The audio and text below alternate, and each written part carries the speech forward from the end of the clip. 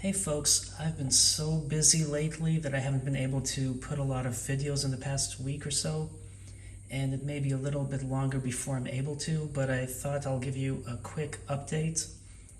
But first, I recently, my wife and I bought a property with a nice spread on it. Not like acreage or anything, but we're hoping eventually I can put a greenhouse and set it up for plants in the yard. So make sure you hit that subscribe button so you can see how I do things once I'm able to spread from this apartment into a nice yard.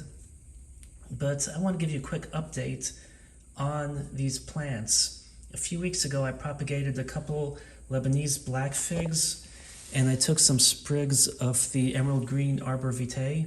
I know some people pronounce it Arbor Vitae, but just like the Semper Vivum, V-I-V-U-M, it's V-I-T-A-E, so I'm going by that format, even though I never really did take a Latin class. I'm assuming it's really supposed to be pronounced Arbor Vitae, but I'm not sure why some people say Arbor Vitae, others say Arbor Vitae. I've just heard so many different pronunciations.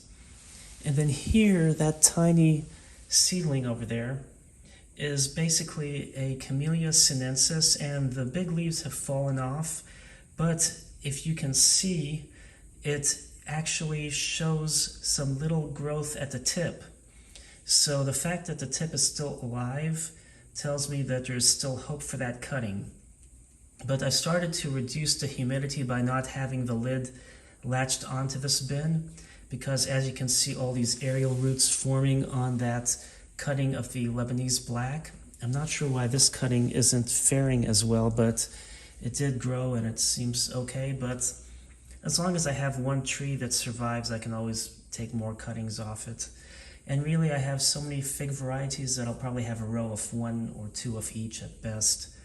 But this is just a quick update. So when you look at the Arbor Vitae, they're still green, even though I had them in a high humidity when people typically propagate cuttings just directly in soil without humidity. And you can see it looks like they're still growing well.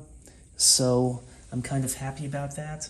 And we'll still see how the Camellia fares. Whoops, I didn't point properly. Camellia fares. Well, thanks for watching and happy planting.